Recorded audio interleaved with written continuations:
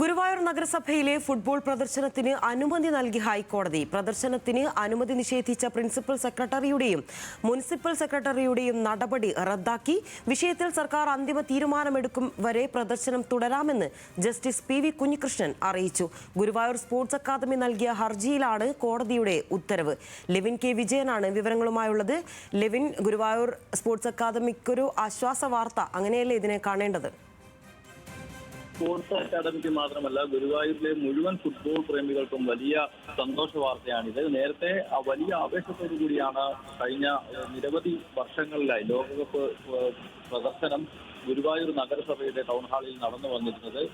കഴിഞ്ഞ ഭരണസമിതി മത്സരത്തിൽ ഇത്തവണത്തെ വേൾഡ് കപ്പിൽ പ്രദർശനം നടത്താൻ തീരുമാനമെടുത്തിരുന്നു. ഭരണം മാറുകയും LDF തന്നെ ഭരണത്തിൽ അവർ തുടരുകയും ചെയ്തെങ്കിലും പ്രതിപക്ഷ നേതാവിന്റെ പരാതിയെ തുടർന്ന് ബഷീർ പൂക്കോടുന്ന ഗുരുവായൂർ നഗരസഭയുടെ പ്രതിപക്ഷ നേതാവിന്റെ പരാതിയെ തുടർന്ന് ഗുരുവായൂർ സെക്രട്ടറി അഭിലാഷ് കുമാർ ഇതിന് വിയോജനക്കുറിപ്പ് എഴുതുകയും പ്രദർശനാനുമതി നിഷേധിക്കുകയുമായിരുന്നു. ജോയിന്റ് ഡയറക്ടറും തദ്ദേശ സ്വയംഭരണ വകുപ്പ് ഈ അനുമതി നിഷേധിച്ച നടപടി ശരിവെച്ചുകൊണ്ടുള്ള നടപടിയാണ് സ്വീകരിച്ചത്. എന്നാൽ തദ്ദേശ സ്വയംഭരണ വകുപ്പ് മന്ത്രി KM ഷാജി വിഷയത്തിൽ ഇടപെട്ടു. ഫുട്ബോൾ പ്രേമികളുടെയും സന്തോഷ് ട്രോഫി താരങ്ങളുടെയും അടക്കം വലിയ പ്രതിഷേധം നഗരസഭയ്ക്ക് മുന്നിലുണ്ടായി.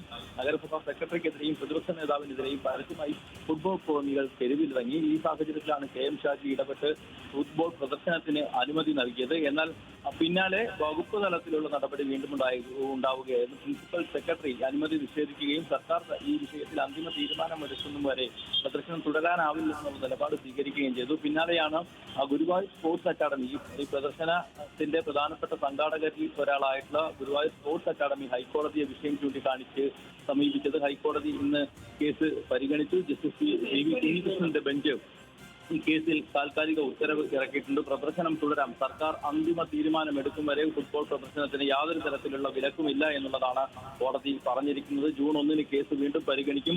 അതിനിടയിൽ ഗുരുവായൂർ നഗരസഭ ഹാളുമായി ബന്ധപ്പെട്ട് ഏതെങ്കിലും തരത്തിലൊരു ബുക്കിംഗ് വന്നാൽ ആ ബുക്കിംഗ് അനുവദിച്ചു നൽകണമെന്നുള്ളൊരു നിർദ്ദേശവും കോടതിയുടെ ഭാഗത്തു നിന്നുണ്ടായിട്ടുണ്ട്. ഏതായാലും ഫുട്ബോൾ പ്രേമികളെ സംബന്ധിച്ചുകൊണ്ട് വലിയ സന്തോഷവും ആത്മവിശ്വാസവും നൽകുന്ന വാർത്തയാണ്. വലിയ ആവേശത്തോടു കൂടിയാണ് രാത്രികാലങ്ങളിലും കാലങ്ങളിലൊക്കെ അവിടെ ഫുട്ബോൾ പ്രേമികൾ മത്സരങ്ങൾ ആസ്വദിക്കുന്നത്. ഗുരുവായൂർ നഗരസഭയും ഗുരുവായൂർ സ്പോർട്സ് അക്കാദമിയും വലിയ തുക. ശരി, എന്തായാലും ഫുട്ബോൾ പ്രേമികൾക്ക് എല്ലാവർക്കും ആശ്വാസകരമായ ഒരു വാർത്തയാണ്. വിവരങ്ങളാണ് ലെവിൻ കെ വിജയൻ നൽകിയത്.